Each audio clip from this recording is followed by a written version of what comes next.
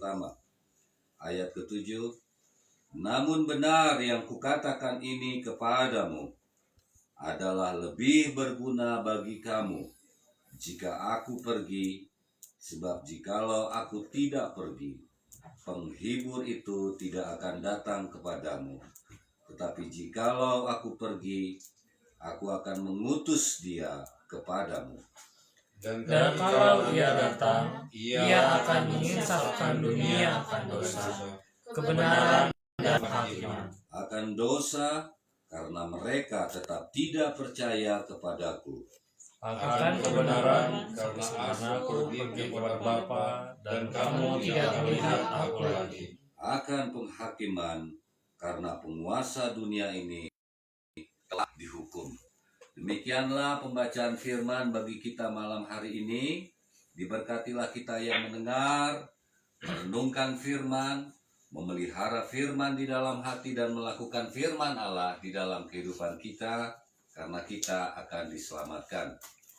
Seperti yang saya katakan tadi, bahwa hari ini kita tidak mengikuti rally pembahasan tentang perjalanan Tuhan Yesus, karena hari ini adalah hari di mana masa penantian dicurahkannya Roh Kudus ke dalam dunia. Waktu hari Kamis kita telah memperingati dan mengkuduskan hari di mana Tuhan Yesus terangkat dan naik ke sorga. Dan setelah kenaikannya 10 hari kemudian, diingat ya, 10 hari kemudian maka Roh Kudus dicurahkan bagi kita. Jadi ini kita baru masuk kepada hari ketiga. Nanti pertongguan di hari Jumat kita juga masih akan membahas tentang Roh Kudus, dan hari Minggu kita akan tutup tentang pengetahuan kita bahwa Allah Roh Kudus itu penting bagi hidup kita. Hari ini kita akan membahas awal dari fungsi atau apa yang menjadi pekerjaan Roh Kudus bagi hidup kita. Ini wajib kita ketahui, karena apabila kita tidak mengetahui, maka kita tidak akan memperoleh apa yang diberikan Tuhan Yesus bagi kita. Memang kita semua telah mendengar, bisa jadi di antara kita ada yang sudah mengenal, tetapi tidak menjadi masalah bagi kita untuk kita sekarang memperdalam dan mengingat kembali tentang siapakah Roh Kudus. Bagi yang belum mengerti tentang Allah Roh Kudus, mari kita simak baik-baik, karena ini sangat penting. Sebab di dalam kehidupan bergereja, khususnya di luar aliran Protestan, ada banyak gereja yang menganut paham tentang Roh Kudus. Tetapi saya mau kasih tahu agar kita waspada. Karena itu kita wajib mengetahui apa yang menjadi kebenaran dari Roh Kudus itu sendiri. Kita akan langsung masuk ke ayat 7. Siapa yang mau baca di sana ayat 7? Panggi atau Nanggi juga? Nanggi Yuli, baca yang keras.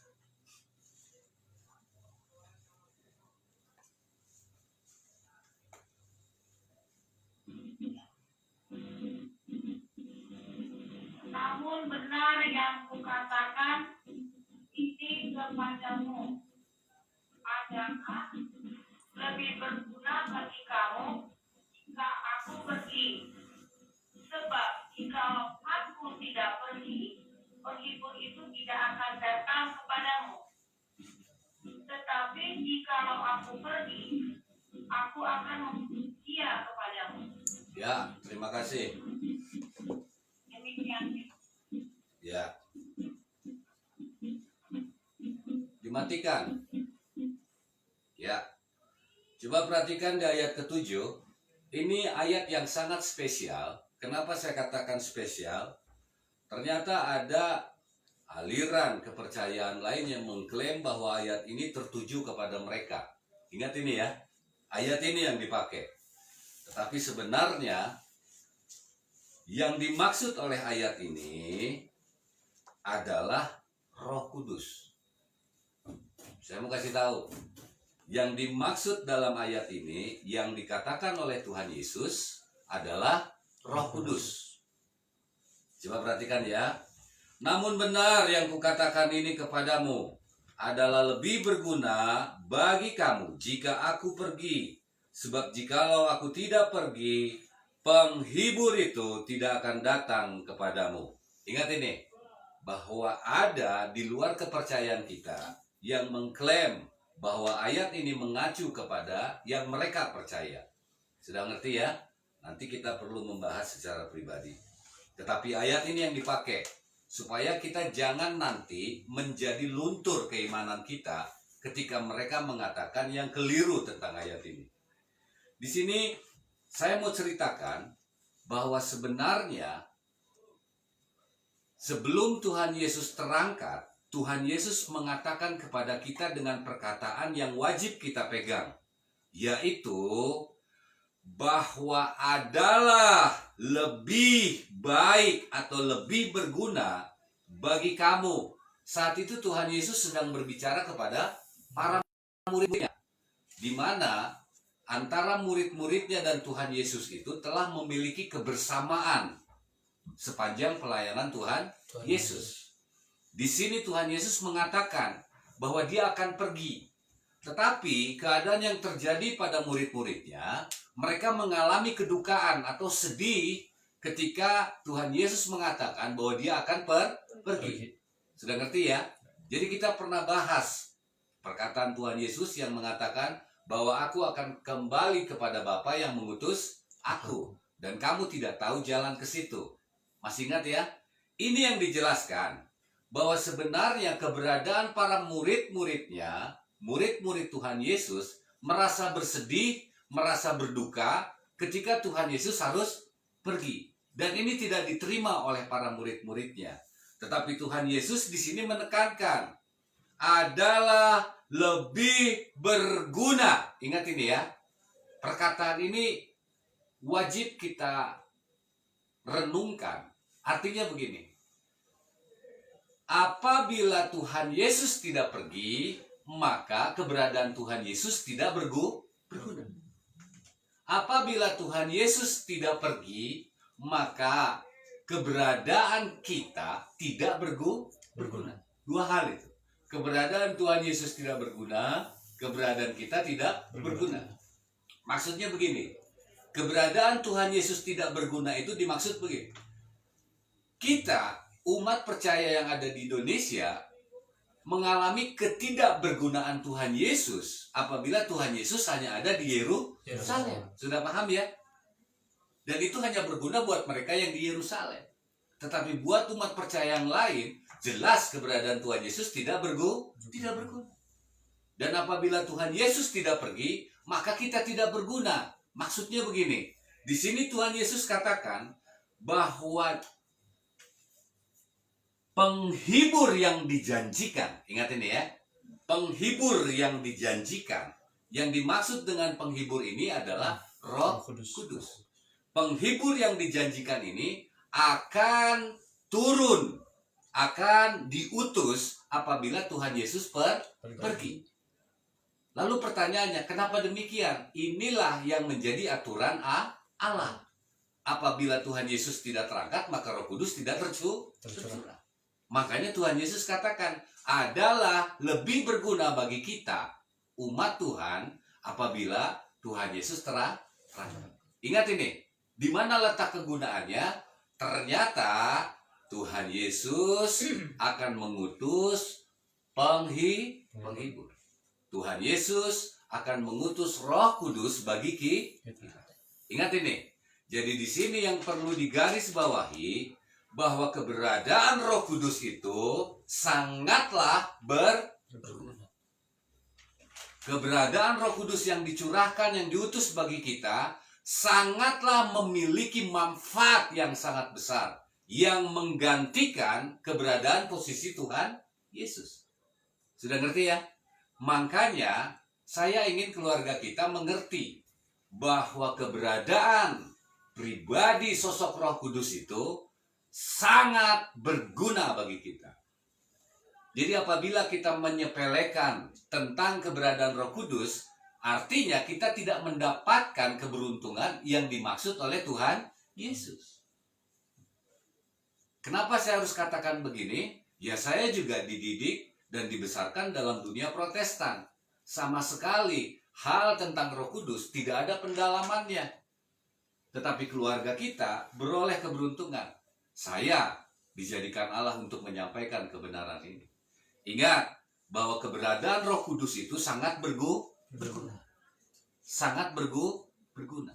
Apabila kita tidak mengenal Roh Kudus, apalagi tidak memahami Roh Kudus, maka keberadaan kita tidak berguna. Ingat ini ya. Lalu kenapa Roh Kudus ini dikatakan sebagai penghibur? Ini banyak di antara kita yang nggak ngerti. Seolah-olah kata penghibur di sini adalah sebuah kata yang dipakai ketika seseorang berduka. Ketika orang berduka cita, maka diperlukanlah penghibur. Bukan itu yang dimaksud. Tetapi kata penghibur di sini adalah mewakili segala sesuatu yang kita butuhkan. Mewakili segala sesuatu yang kita perlukan, itu yang dimaksud dengan penghibur. Jadi bukan ada pengamen yang gonjreng-gonjreng nyanyi itu menghibur. Bukan. Tetapi konteks kata penghibur di sini, ketika kita berduka, ketika kita tersesat, ketika kita membutuhkan segala sesuatu, pertolongan, ketika kita memerlukan sesuatu yang memberikan kehidupan, inilah yang dikatakan sebagai penghibur. Sudah dapat ya? Jadi kalau kita sakit, kita perlu kesembuhan, kita memerlukan penghibur. Kalau kita memerlukan makanan, lalu kita meminta makanan, lalu datang penghibur, maka kita dapat makanan. Sudah ngerti ya makna kata penghibur? Jadi ada banyak orang Kristen tidak mengerti yang dimaksud dengan penghibur. Hari ini kita akan membahas apa-apa saja yang dimaksud dengan sifat karakter Roh Kudus sebagai penghibur. Yang pertama, kita akan lihat ayat ke-8, coba baca Pak. Dan kalau ia datang, ia akan menginsafkan dunia akan dosa, kebenaran dan penghakiman. Ya, ayat ke-8 ini menjelaskan kepada kita apa kegunaannya Roh Kudus bagi kita. Ayat ke-8 ini menjelaskan kepada kita inilah yang dimaksud oleh Tuhan Yesus. Apabila Roh Kudus itu datang, maka kita akan sangat beruntung. Yang pertama di sini dikatakan oleh Tuhan Yesus ada 3 hal. Ini saya baru bicara awalnya dulu, karena ada banyak karakter dan pekerjaan Roh Kudus. Tetapi kita akan bahas awalnya dulu. Yang pertama, Roh Kudus itu akan menginsafkan dunia akan dosa. Ini yang pertama. Roh Kudus akan menginsafkan dunia dari dosa. Roh Kudus akan menginsafkan dunia atau kita akan kebenaran. Dan yang ketiga, Roh Kudus akan menginsafkan kita tentang penghakiman. Ini dulu. Sebelum kita akan memburu lagi semua pekerjaan-pekerjaan Roh Kudus. Tetapi ini merupakan tolak dasar pekerjaan dari Roh Kudus bagi kita ketika Roh Kudus diutus. Dan ini harus kita percaya. Mari kita bahas. Ayat ke-9. Bu, boleh.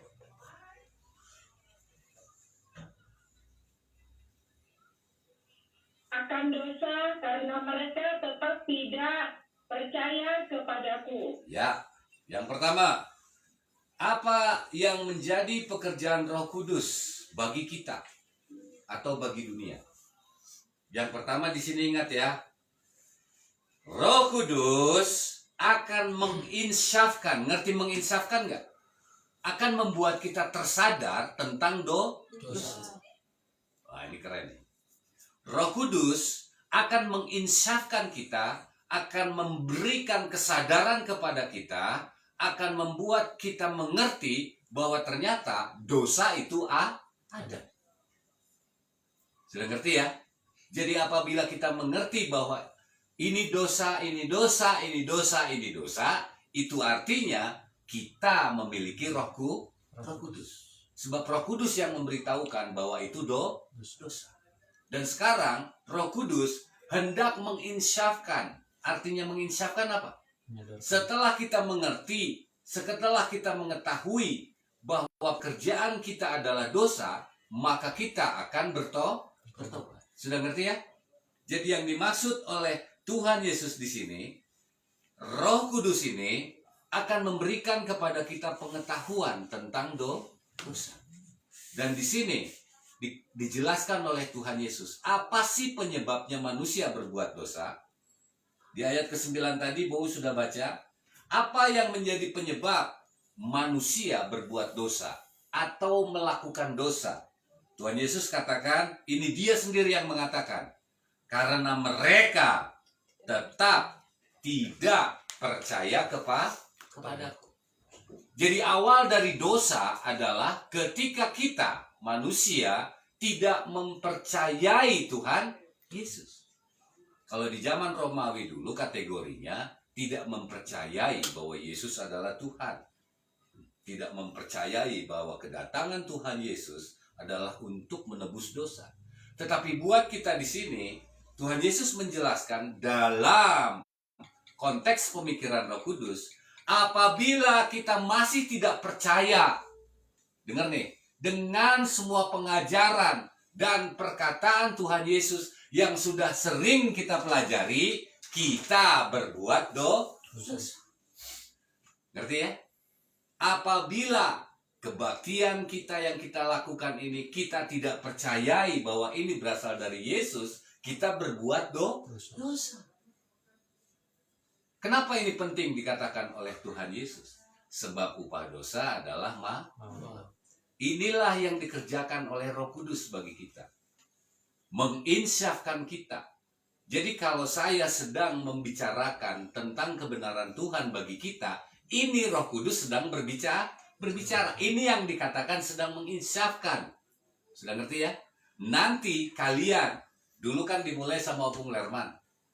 Lalu turunlah kepada kami, kepada bapamu, kepada inang tua, kepada tonga. Ini adalah pelayan-pelayan Tuhan yang bertujuan menyampaikan isi pikiran Roh Kudus. Tujuannya untuk apa? Supaya dunia, umat percaya, tidak lagi berdosa. Sudah ngerti ya? Karena kebaktian ibadah kita ini memberitahukan kepada kita pengajaran Tuhan, ini berdosa, ini tidak. Ini berdosa, ini aku kena. Sudah paham ya? Apabila kita masih tidak percaya dengan pengajaran-pengajaran itu dan memandang rendah semua pengajaran yang kita pelajari, kita berbuat dosa. Dan inilah tugasnya Roh Kudus. Jadi ketika saya menyampaikan ini, bukan saya yang berbicara, tetapi Roh Kudus. Sehingga kita mengerti semua bahwa inilah isi pikiran Tuhan dengan tujuan kita bertobat. Kalau nggak bertobat juga berarti memandang rendah perkataan-perkataan Roh Kudus. Gampang kan ya? Kalau tidak juga bertobat berarti kita memandang sebelah mata tentang semua pikiran-pikiran Roh Kudus. Ingat bahwa Roh Kudus ini terikat dengan Tuhan Yesus. Roh Kudus ini terikat dengan firman Allah. Sehingga apabila kita mendukakan hati Roh Kudus, repot kita. Ada satu dosa yang tidak bisa diampuni Allah. Kita pasti semua ingat. Menghujat Roh Kudus. Memandang rendah Roh Kudus.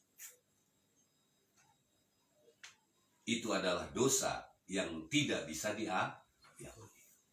Sudah ngerti ya?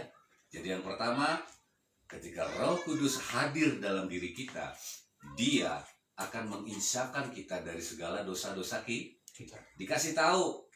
Pernah kan pasti mengalami ya, ketika kita mau melakukan dosa, pasti ada yang ngingetin nih, jangan, itu dosa. Jangan, itu dosa. Tapi masih kekeh. Sudah ngerti ya? Dan Roh Kudus masih terus berjuang supaya kita insaf. Kenapa? Karena kasih Allah menghendaki agar kita tidak memperoleh penghakiman. Lalu yang kedua yang harus kita dapatkan. Siapa mau baca di sana? Cacale, ayat ke-11. Oh, ayat ke-10 dulu, 10.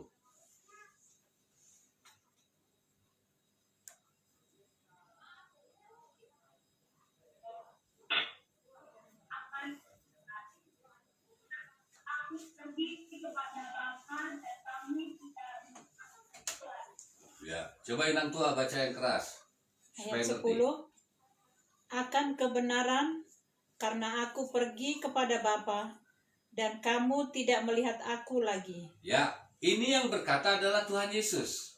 Yang pertama tadi, Roh Kudus akan menginsafkan kita dari segala dosa. Lalu yang kedua di sini, ini kalau nggak peka kita nggak ngerti. Akan kebenaran. Tadi akan dosa. Sekarang akan kebenaran. Kebenaran yang sebenarnya terjadi adalah kebenaran. Tuhan Yesus katakan di sini, apa sih yang menjadi kebenaran itu? Karena aku pergi kepada Bapa. Coba perhatikan, ini banyak yang nggak ngerti. Karena aku pergi kepada Bapa dan kamu tidak melihat aku lagi. Lalu di mana letak kebenarannya? Jadi Roh Kudus menjelaskan kepada kita di sini dengan dasar kata ini bahwa sesungguhnya Tuhan Yesus itu berasal dari Tuhan Yesus itu adalah Allah. Dan Tuhan Yesus itu akan kembali ke tempatnya di mana Allah berada. Sudah ngerti ini ya? Karena perkataan ini yang tidak bisa diterima oleh banyak orang.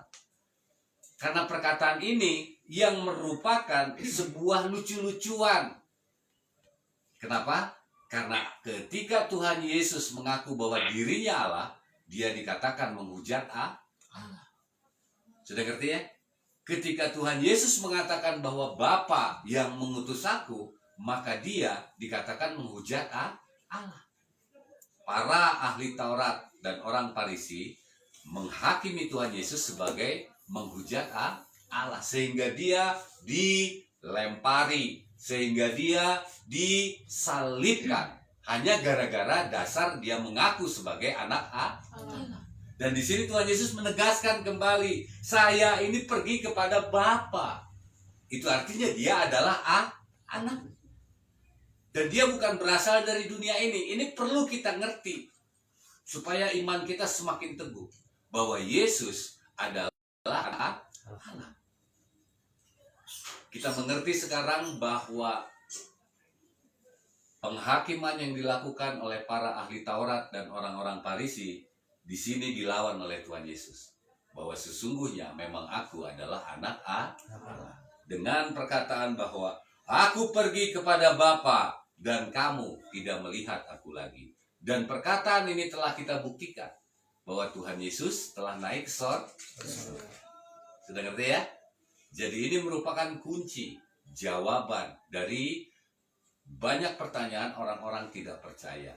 Banyak pertanyaan dari orang-orang yang menyangkal keberadaan Yesus sebagai Allah. Ini adalah kunci. Karena Yesus terangkat ke sorga. Lalu yang ketiga dan terakhir, ayat 11. Agus, Papi Kiti.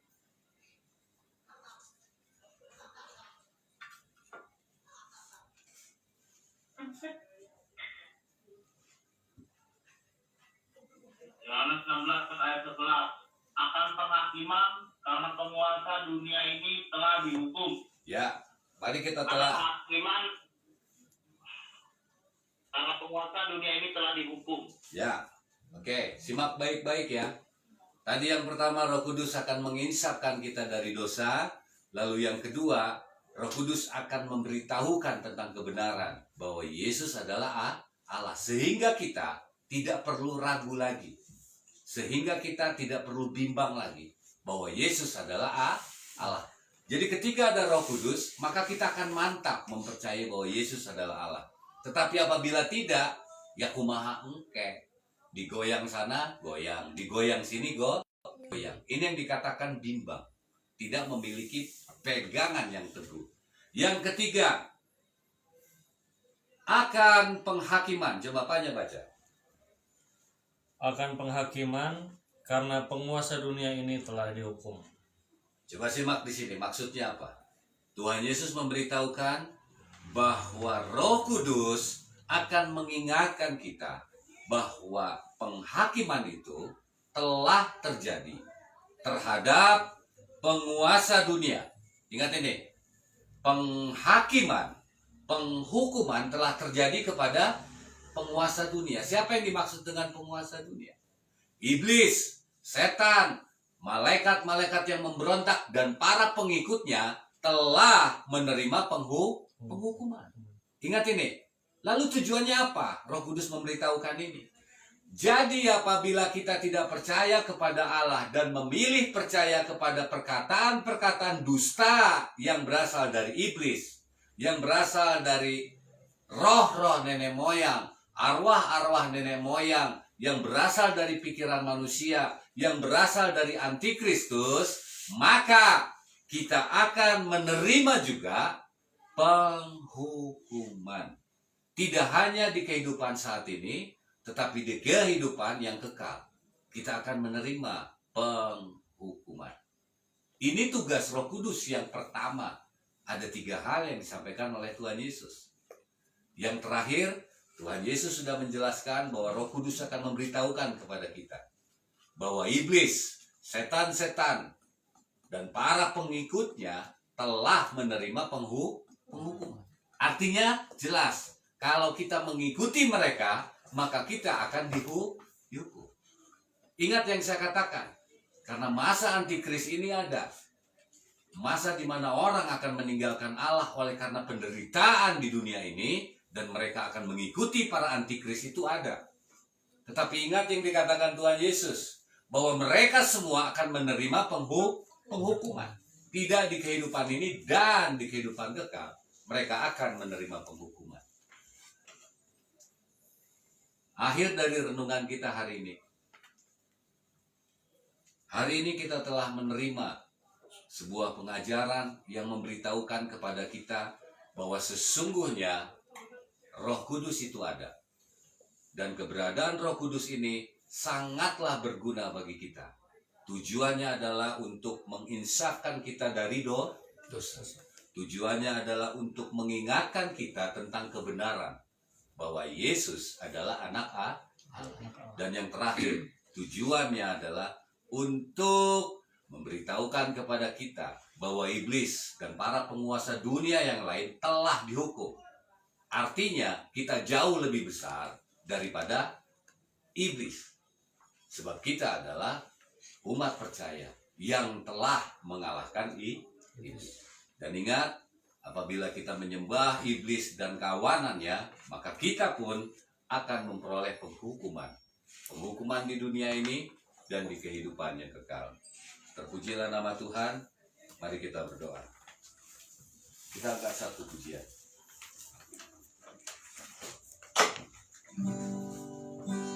Roh Kudus, kau hadir di sini. Enak.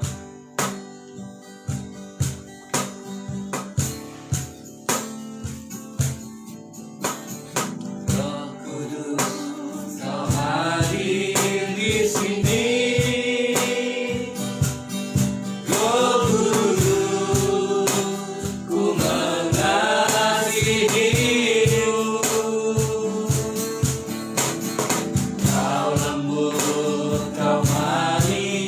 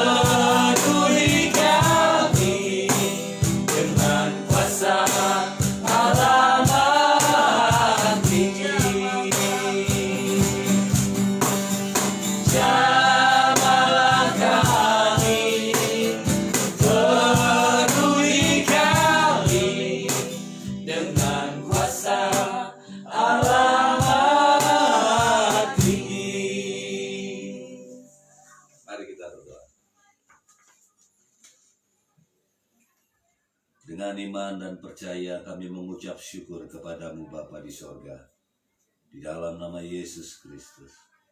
Sebab saat ini kami telah mendengar kebenaran yang disampaikan Tuhan kami Yesus Kristus. Sebab inilah yang Dia katakan kepada kami, bahwa sesungguhnya kenaikan Tuhan Yesus kembali kepadamu, kembali ke sorga dan duduk di sebelah kananmu adalah sesuatu yang sangat berguna bagi kami. Sebab ketika Tuhan Yesus terangkat dan kembali, maka Roh-Mu yang kudus tercurah atas kami di dalam nama Yesus. Dan hal ini telah terjadi bagi kami. Namun yang menjadi kesalahan kami di hadapan Tuhan, sungguh kami mengaku bahwa keberadaan Allah Roh Kudus tidaklah begitu berfungsi, tidaklah begitu berguna, tidaklah begitu penting bagi kehidupan kami. Sebab kami kurang mengetahui tentang pengetahuan ini. Namun hari ini kami mengerti dan menyadari bahwa Allah Roh Kudus sangatlah berguna bagi kehidupan kami. Allah Roh Kudus adalah pribadi Bapa dan Tuhan Yesus yang terus bekerja dalam kasih karunia-Mu yang sangat besar terhadap kami untuk menyelamatkan kami. Sebab saat ini kami telah mengetahui bahwa Allah Roh Kudus bekerja untuk menginsapkan kami akan dosa, bekerja untuk menginsapkan kami akan kebenaran, dan menginsapkan kami akan penghakiman. Kini kami baru mengerti Allah, bahwa Roh Kuduslah yang selama ini terus mengingatkan kami agar kami tidak melakukan dosa, terus membawa kami untuk kami bertobat dan menjauhi dosa dalam hidup kami. Dan inilah yang kami sadari, sungguh kami telah memandang rendah setiap suara-suara perkataan Roh Kudus bagi kami. Kami memohon ampun, kami meminta ampun, kami bertobat ya Bapa di sorga. Sungguh kami bertobat. Ini kami menyadari dengan segenap keyakinan kami bahwa Allah Roh Kudus adalah pemimpin dalam hidup kami, agar kami mengetahui kebenaran bahwa Yesus Kristus adalah anak Allah yang hidup. Dan Roh Kudus juga yang akan memberitahukan kepada kami dan membuat kami sadar bahwa ketika kami tidak mempercayai semua perkataan Tuhan Yesus dan memilih untuk mempercayai semua perkataan manusia dan dunia, maka kami pun akan beroleh penghukuman di dalam kehidupan ini dan di kehidupan yang akan datang. Sebab Tuhan Yesus telah memberikan penghakiman dan penghukuman kepada iblis dan para pengikutnya. Allah Roh Kudus, sungguh kami mengaku bahwa Engkau adalah Allah bagi hidup kami. Karena itu, biarlah Engkau yang bekerja di dalam diri kami, melakukan segala kehendak Tuhan bagi kami. Dengan demikian kami akan terluput dari penghukuman, terluput dari dosa, dan terluput dari segala yang jahat. Kami menyerahkan diri kami ke dalam tangan-Mu ya Allah Roh Kudus. Sebab Engkau adalah penjamin di dalam hidup kami. Engkau sendiri yang telah memasang meterai di dahi kami, agar kami tidak ditimpa oleh bencana apapun yang terjadi di muka bumi ini.